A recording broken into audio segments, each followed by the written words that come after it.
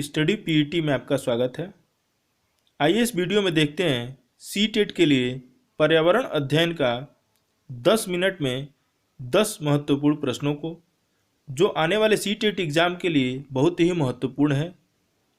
इस CTET video series को पूरा देखने के बाद आप लोग सीटेट के पर्यावरण विषय में 30 में से 25 से 30 प्रश्नों को बहुत ही आराम से हल कर लेंगे, यह मेरा विश्वास है। यह वीडियो प्रत्येक दिन रात को 9 बजे अपलोड किया जाता है। इस वीडियो को ज़्यादा से ज़्यादा शेयर करें ताकि अन्य छात्रों को भी इसका लाभ मिल सके। अन्य कोई सुझाव हो तो कमेंट बॉक्स में सुझाव दें। तो आइए शुरू करते हैं। पहला क्वेश्चन है, प्राथमिक स्तर पर आकलन में शामिल होना चाहिए। ऑप्शन ए है अर्धवार्षिक और वर्ष के अंत में वार्षिक परीक्षाएं। ऑप्शन बी है प्रत्येक सप्ताह औपचारिक परीक्षाएं और खेल तथा उन्हें प्रगति पत्र में दर्ज करना। ऑप्शन सी है शिक्षक द्वारा सतत और असंरचनात्मक तरीके से किए गए अवलोकन को बच्चों और अभिभावकों के साथ बांटना। और ऑप्शन डी है छोटे बच्चों को उत्तीर्ण अथवा अनुत्तीर्ण की श्रेणी के अंतर्गत आंकने के लिए प्रत्येक सप्ताह गृह कार्य और कक्षा कार्य।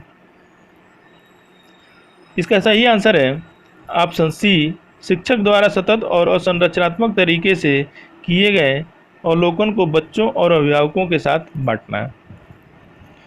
शिक्षक द्वारा सतत और असंरचनात्मक तरीके से किए गए अवलोकन को बच्चों और अभिभावकों के साथ बांटना, यह प्राथमिक स्तर पर आकलन में शामिल होना चाहिए। नेक्स्ट दूसरा क्वेश्चन है, पर्यावरण अध्ययन की पाठ्यपुस्तक में रेलवे टिकट का एक नमूना दिखाना। ऑप्शन ए है बच्चों को रेल के किराए के बारे में बताता है। ऑप्शन बी है टिकट में प्रयुक्त विभिन्न संक्षिप्ताक्षरों का ज्ञान उपलब्ध कराता है। ऑप्शन सी है बच्चों को वास्तविक जानकारी से अंतःक्रिया करने का अवसर देता है, साथ ही अवलोकन की कुशलता का विकास करता है। और ऑप्शन डी है निष्कर्ष पर पहुंचने की बच्चों की कुशलता का विकास करता है। इसका सही आंसर है ऑप्शन सी, बच्चों को वास्तविक जानकारी से अंतःक्रिया करने का अवसर देता है, साथ ही अवलोकन की कुशलता का विकास करता है। पर्यावरण अध्ययन की पुस्तक में एक रेलवे टिकट का नमूना दिखाने का तात्पर्य यह है कि बच्चों को वास्तविक जानकारी से अंतःक्रिया करने का अवसर देना, साथ ही अवलोकन की कुशलता का विकास करना है। नेक्स्ट तीसरा क्वेश्चन है, पारिस्थितिकी विज्ञान केंद्र कहाँ स्थित है। ऑप्शन ए है नागपुर। ऑप्शन बी है अहमदाबाद। ऑप्शन सी है पुणे। और ऑप्शन डी है लखनऊ। इसका सही आंसर है ऑप्शन सी, पुणे। नागपुर में केंद्रीय पर्यावरण अभियांत्रिकी शोध संस्था है। अहमदाबाद में राष्ट्रीय पर्यावरण शिक्षा केंद्र है। और लखनऊ में केंद्रीय औषधि शोध संस्था है। नेक्स्ट चौथा क्वेश्चन है, टूटता तारा उल्का है। ऑप्शन ए है एक तारा जिसके एक सिरे पर पूंछ होती है। ऑप्शन बी है एक समान गति से चलने वाला तारा। ऑप्शन सी है एक चमकता पिंड जो वायुमंडल में एक समान गति से चलता है। और ऑप्शन डी है एक प्रकार का पिंड जो बहुत तेज गति से वायुमंडल में प्रवेश करता है।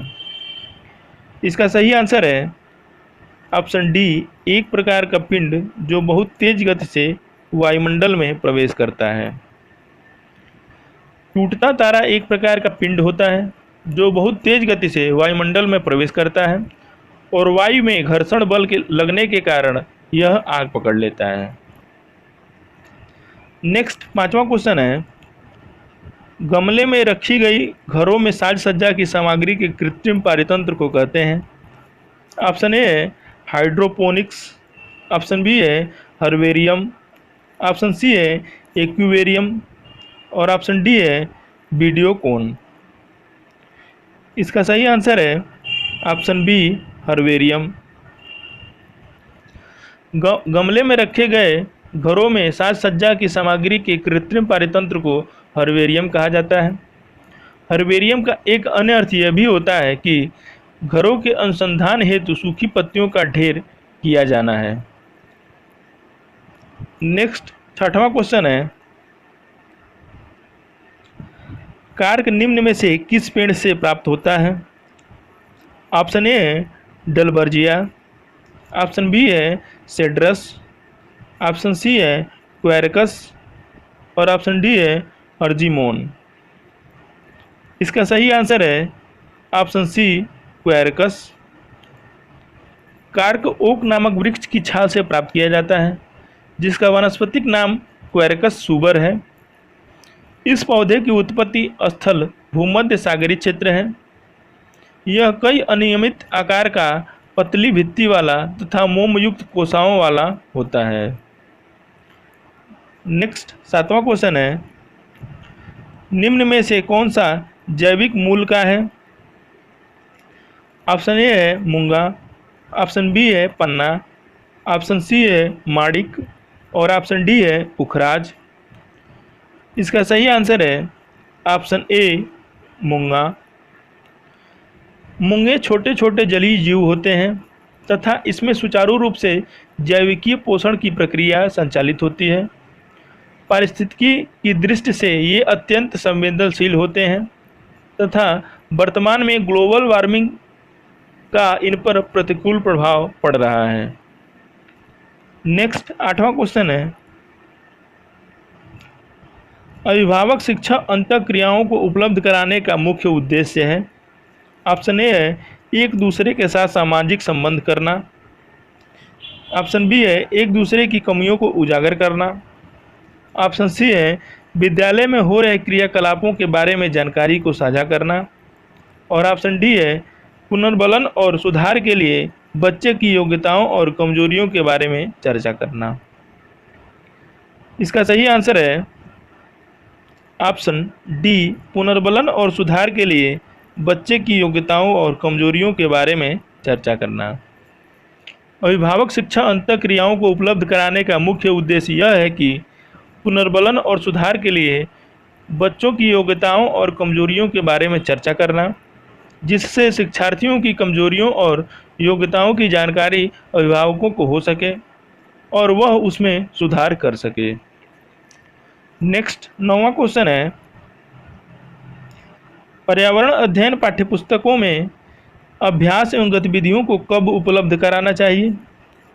ऑप्शन ए है प्रकरणों में अंतःनिर्मित, ऑप्शन बी है पुस्तक में अलग अलग स्थानों पर, ऑप्शन सी है पाठ के अंत में और ऑप्शन डी है इकाई के अंत में। इसका सही आंसर है ऑप्शन ए प्रकरणों में अंतःनिर्मित। पर्यावरण अध्ययन की पाठ्यपुस्तकों में अभ्यास एवं गतिविधियों के प्रकरणों में ही अंतःनिर्मित होना चाहिए, ताकि विद्यार्थियों के अधिगम अनुभवों उसमें आने वाली कठिनाइयों आदि की पहचान किया जा सके और उपराचरात्मक शिक्षण के माध्यम से इन कठिनाइयों को दूर किया जा सके। नेक्स्ट 10वां क्वेश्चन है, डिसलेक्सिया मुख्यतः किसकी समस्या के साथ संबंधित है? ऑप्शन ए है पढ़ने, ऑप्शन बी है बोलने, ऑप्शन सी है सुनने और ऑप्शन डी है बोलने और सुनने। इसका सही आंसर है ऑप्शन ए पढ़ने।